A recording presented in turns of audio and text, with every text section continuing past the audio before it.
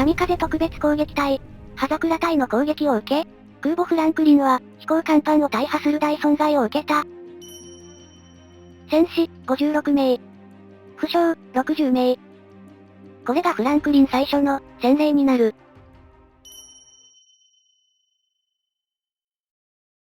後方に下がったフランクリンは、修理と航空隊の再編成を終え、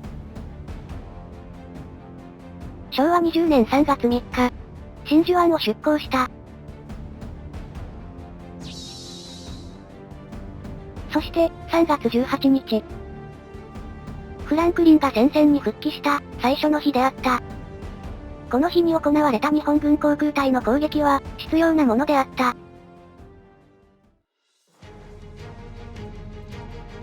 米直縁機の妨害にもかかわらず、偵察機は米艦隊に追随し、隙を見ては襲いかかってくる、日本軍機の波状攻撃と、進路上にばらまかれた航空機雷により、復帰早々の乗組員は、疲弊していった。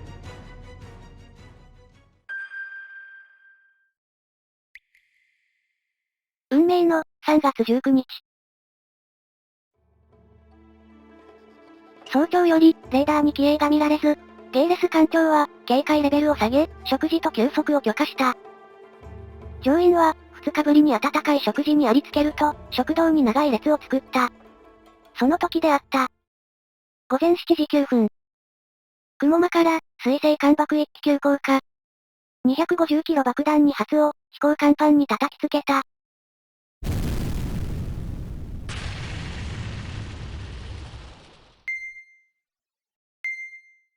第1弾は、飛行甲板を貫通し、艦橋左側の格納甲板で爆発。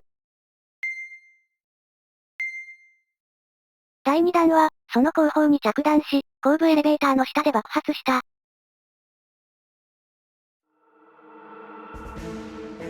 即座に消火活動が開始されたが、炎は発艦準備を終えた艦上機に延焼。そして、格納甲板において、兵装転換中の攻撃機にも火が回った。2分後の、7時11分。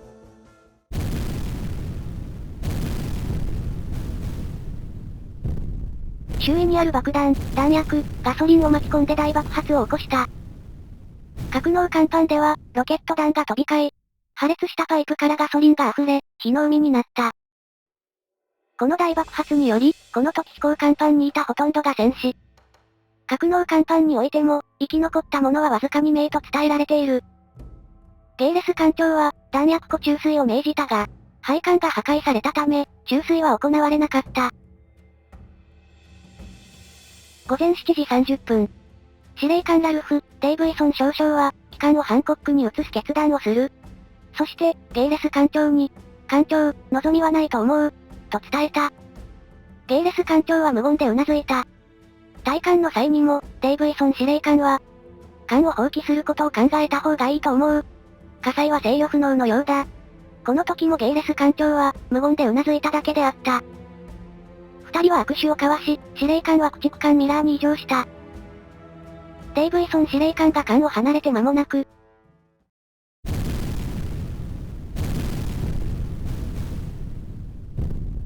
二度目の大爆発を起こした。この爆発は最大のもので、多くの乗組員はフランクリンが沈むと観念した。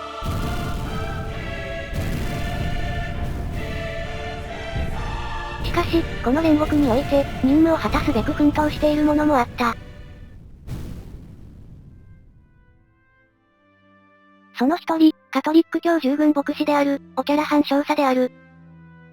少佐は、死者に祈りを捧げ、部下を励まし、救助作業に当たった。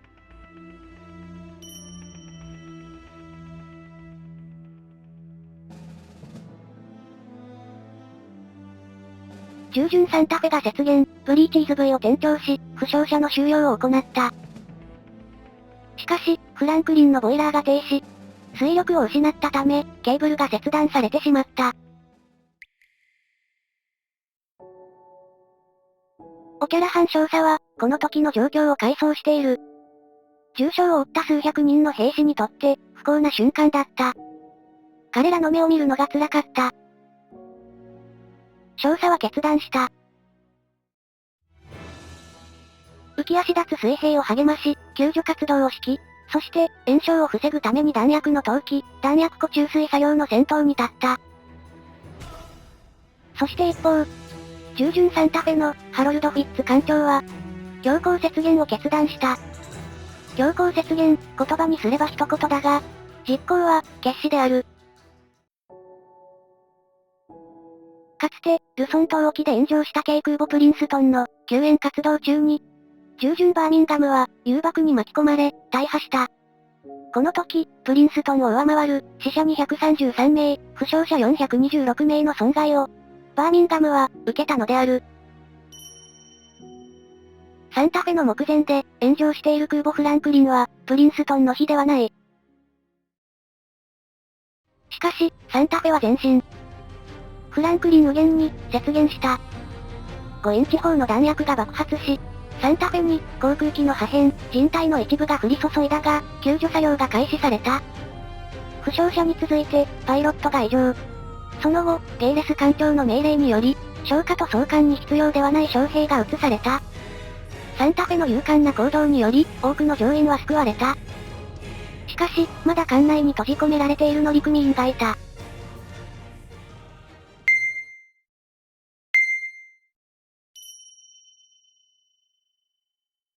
船内深くの第3デッキの食堂には、300人の乗員が閉じ込められていた。4カ所の出入り口は、炎と煙に塞がれ、パニックが広がっていた。その混乱の中で、ジム・フリューリング軍医は、みんなに祈りを捧げるよう促した。救助が来るまで、少しでも長く体力と酸素を維持しようと、フリューリング軍医は考えたのだ。祈ることで一同は、冷静さを取り戻したが、艦上では沈没するか否か、瀬戸際の状態であり、誰一人として、この300名を気にかける者はいなかった。そしてフランクリンの度重なる爆発により、彼らの忍耐は限界を迎えた。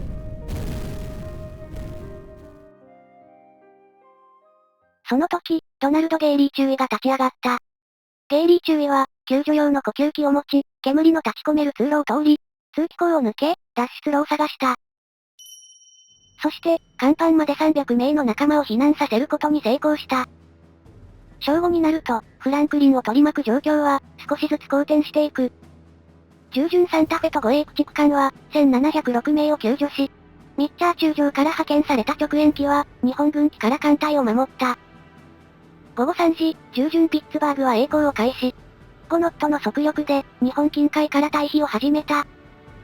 そして、午後9時頃、機関士官であるゲイリー中尉は、消火隊を組織、未だ延焼が続く格納デッキを突破し、3番ボイラー室に到達、ボイラーの再稼働に成功させる。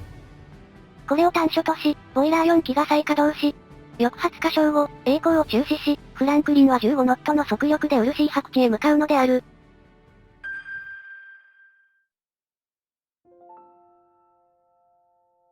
空母フランクリンの損害は、諸説あるが、戦死、807名。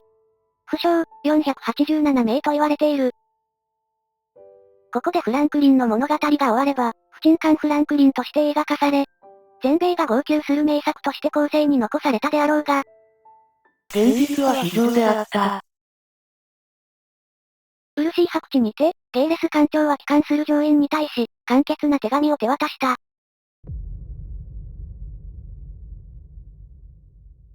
簡単に言えば、貴様ら卑怯者の言い訳を聞いてやる。というものだ。これを見た乗員は、激怒した。大爆発の混乱の中、海に吹き飛ばされた戦友を救うため、船を離れた者もいただろう。火に追い詰められ、部下に退官を命ずる士官がいても不思議はない。しかし、ゲイレス艦長は、一個だにしなかった。さらにゲイレス艦長は、ビッグベン704クラブというカードを作り、最後まで艦に留まったとみなされた、704名の乗員だけに配布。そして、あろうことか。艦を離れた者は脱走兵とし、軍法会議にかけると宣言した。早速訴訟の手続きを始めたゲイレス艦長だったが、これには海軍上層部も黙っておれず、訴訟は取りやめさせた。なお、調査した結果、最後まで艦に留まっていた者は、400名ほどで、他は、一度他艦に収容された後、再度艦に戻ったのであったが、ことを荒立てたくない海軍省は、黙っていた。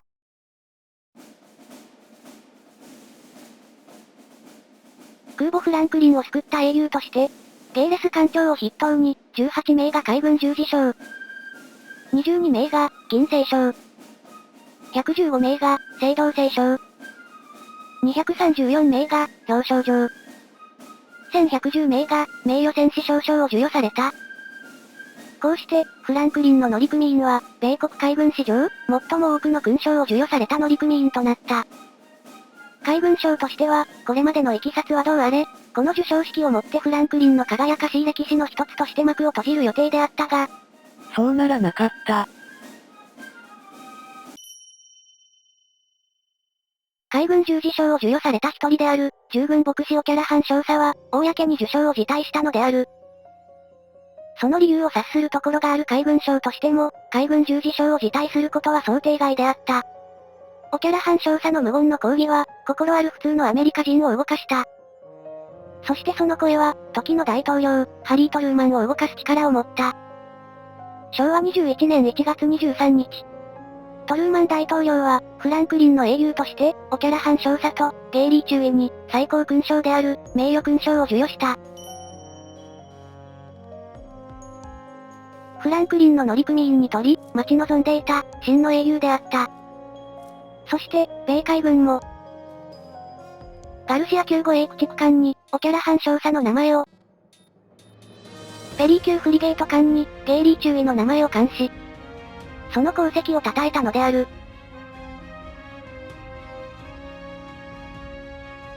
こうして、空母フランクリンの物語は、幕を閉じたのである。